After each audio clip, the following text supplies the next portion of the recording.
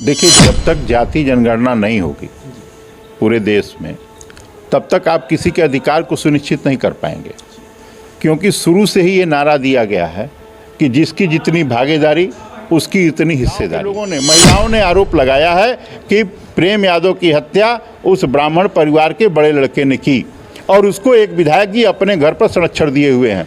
ये कहाँ का न्याय है? अभी आपने देखा जिस तरीके से कानपुर में विश्वकर्मा की हत्या हुई, वहाँ तो कोई कार्रवाई आप नहीं कर पा रहे हैं, वहाँ तो बुलडोजर आपका नहीं चल रहा है, सुल्तानपुर में आपका बुलडोजर नहीं चल रहा है। नमस्कार, देख रहे हैं मीडिया हलचल। मैं हूं आपके साथ कृष्णा और आज हमारे साथ पॉलिटिकल मुद्दों पे खास बातचीत करने के लिए समाजवादी पार्टी के कद्दावर नेता और काफ़ी अनुभवी नेता संजय राधाकृष्णन जी वाराणसी से हमारे साथ हैं। और इस समय 24 का चुनाव नज़दीक है, लेकिन जिस तरह से चुनावी जंग अभी से शुरू हो चुकी है और लगातार जो सियासी पार्टियाँ हैं लगातार अपने को मजबूत करने की पुरजोर कोशिश कर रही हैं, उन्हीं तमाम मुद्दों पर हम संजय जी से बात करेंगे। संजय जी, मीडिया हलचल में आपका स्वागत है।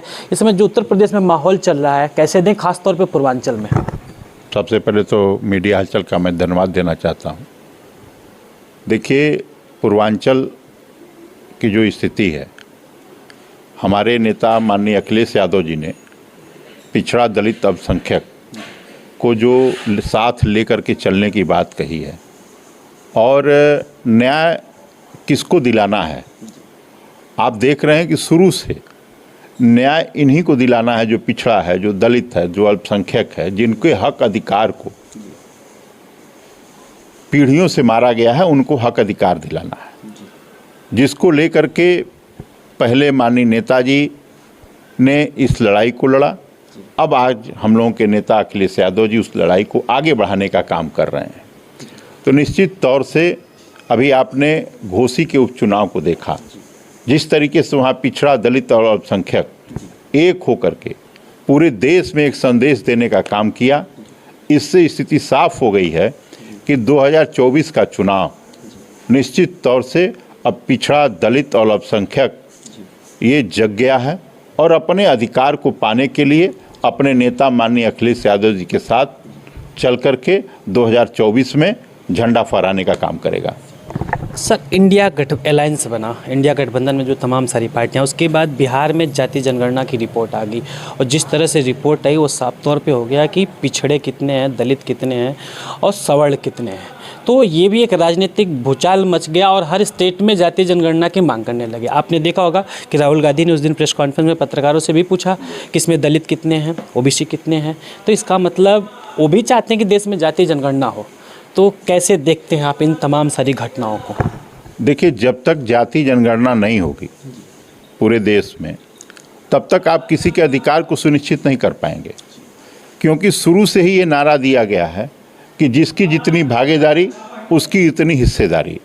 और अगर हम भागीदारी की संख्या पता न कर पाएं तो हम उनके साथ सही न्याय नहीं कर पाएंगे, उनको सही हिस्सेदारी नहीं दे पाएंगे। इसलिए ये बहुत ज़रूरी है कि देश में जाति जनगणना हो और जाति आधार पर जब जनगणना हो जाए तो जिसकी जो हिस्सेदारी है उसकी भागीदारी उतनी उसको मिलनी चाहिए। इसके लिए जाति जनगणना जरूरी है। अभी आपने देखा कि बिहार में जिस तरीके से जाति जनगणना हुई है, तो निश्चित तौर पर हम लोगों को उम्मीद है वहाँ के सरकार से कि उनको उस हिसाब से उनको न्याय मिलेगा, उनकी हिस्सेदारी वहाँ पर तय होगी। तो ये बहुत ही ज़रूरी चीज़ है और ये इसकी मांग बहुत पहले से ही उठती चली आ रही है। और अब तो आपने देखा होगा कि भारतीय जनता पार्टी में जो लोग उनके सहयोगी दल हैं, अनुप्रिया पटेल ने भी इस आवाज़ को उठाया कि भाई जाति जनगणना होनी चाहिए। संजय निषाद ने भी इस आवाज़ को उठाया कि जाति जनगणना होनी चाहिए। ओम प्रकाश राजभर ने भी उठाया कि जाति जनगणना होनी चाहिए। तो कहीं ना कहीं जाति जनगणना एक बहुत अहम मुद्दा है, जिसको कि आज हमारी सरकार को, भारतीय जनता पार्टी को इस चीज़ को चाहिए कि जाति जनगणना करा करके सबके अधिकार को, सबके हक हिस्सा को उनको दिया जाए। क्या लगता है आपको कि यूपी में भी भारतीय जनता पार्टी जाति जनगणना कराएगी? देखिए, भारतीय जनता पार्टी तो हमको नहीं उम्मीद है कि कुछ करने वाली है, क्योंकि जिस तरीके से उन्होंने रोजगार का वादा किया, महंगाई कम करने का वादा किया, लोगों को शिक्षा नौकरी देने का वादा किया, आज 10 साल उनको बीतने को जा रहे हैं और यूपी सरकार को भी 7 साल हो गए, लेकिन ऐसा तो कहीं दिखाई नहीं दे रहा हम लोगों को तो भारतीय जनता पार्टी से तो कोई उम्मीद हम लोगों को अब बची नहीं है। कुछ राजनीतिक सलाहकार और कुछ वरिष्ठ पत्रकार ये भी कहते हैं कि जो बिहार की जातीय जनगणना की रिपोर्ट आई है 24 के चुनाव के लिए बहुत बड़ा फैक्टर है, और इसलिए कहते हैं कि जब वहाँ की जातीय जनगणना की रिपोर्ट आएगी, जिस तरह वहाँ पिछड़े दलितों में एक उत्सुकता बनी कि हमारी इतनी भागीदारी है और हमारी हिस्सेदारी बहुत कम है, वैसे हर स्टेट के लोगों में एक इच्छा है कि यहाँ भी हमें भी पता चले कि हम कितने हैं और हमारे लोग कितने लोग नौकरी में हैं, कितने लोग, तमाम सारी चीज़ें लोगों में इच्छाएँ जागृत। लोग वरिष्ठ जो पत्रकार हैं, जो राजनीतिक विश्लेषक हैं, वो कहते हैं कि 24 के चुनाव में इसका बहुत बड़ा प्रभाव पड़ेगा। कैसे? बिल्कुल इसका प्रभाव पड़ेगा, और संख्या दलित, अल्पसंख्यक, पिछड़े हों या किसी भी जाति के लोग हों, सबकी जाति के लोगों को पहले ये तो पता होना चाहिए ना कि हमारी वास्तविक स्थिति क्या है। जब तक किसी की वास्तविक स्थिति पता नहीं चलेगी देश को, उसके साथ सही न्याय नहीं हो सकता।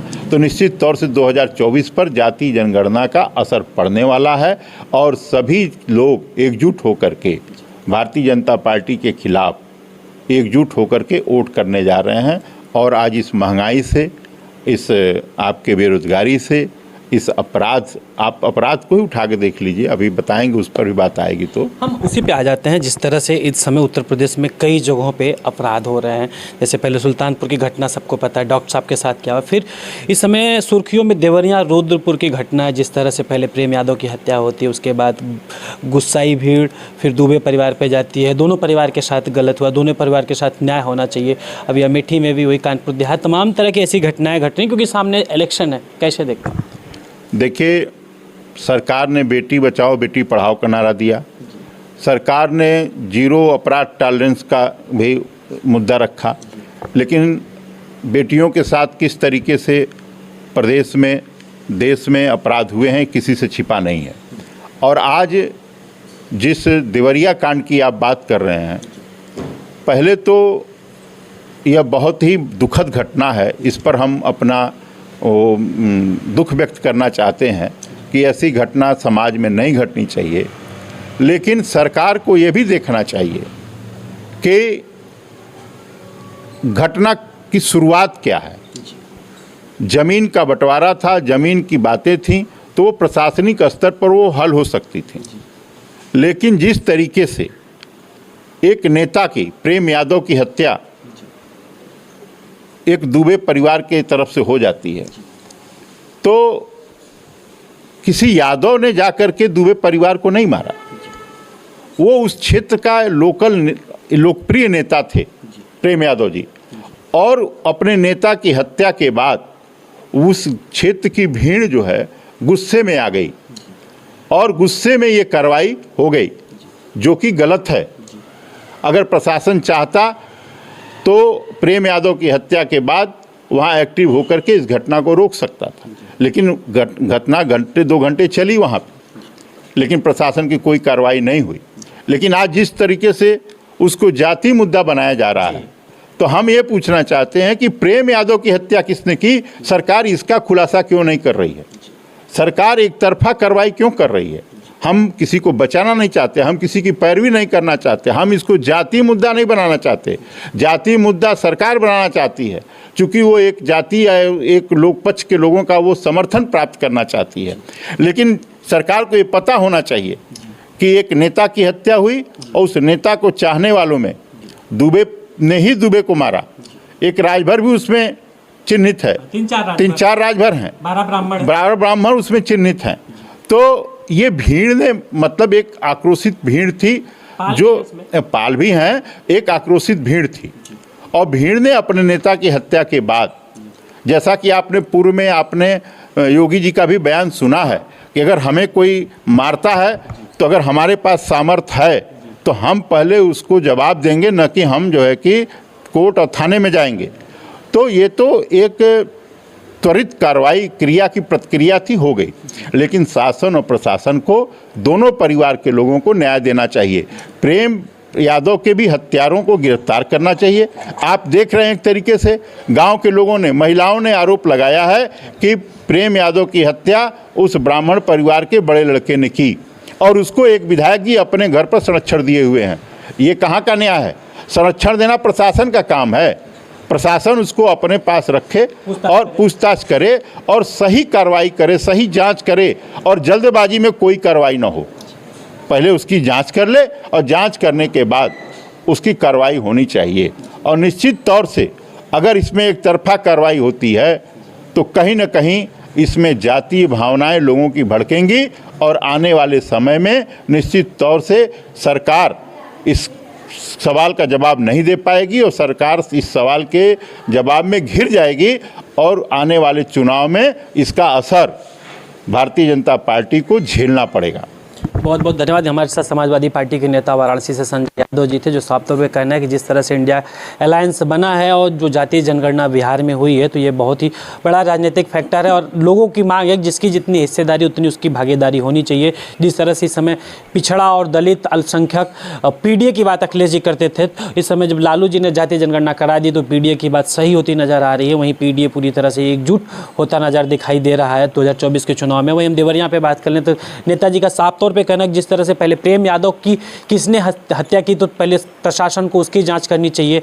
और भीड़, जिस तरह से गुस्साई भीड़, क्योंकि वो एक जनप्रतिनिधि थे, गुस्साई भीड़ ने क्रिया का प्रतिक्रिया किया है, तो जिस तरह से उन दुबे के परिवार पे कार्रवाई हो रही है तो वैसे ही जो प्रेम यादव के हत्यारे उन पर भी कार्रवाई होनी है। लेकिन वहाँ पर कुछ राजनीतिक दल, कुछ संगठन जाके वहाँ उसे जातीय रूप देकर उस पर अपनी राजनीतिक रोटियाँ सेक रहे हैं, क्योंकि सामने 24 का इलेक्शन है। और लेकिन देखना भी क्या है कि अभी 2 या 3 दिन 4 दिन में क्या कुछ होता है देवरिया के कांड में। लेकिन ऐसी घटनाएं पूरे प्रदेश में कई जिलों में घटित हुई हैं, लेकिन वहाँ पे इस तरह से प्रशासन और जाति संगठन के लोग नहीं जा रहे हैं।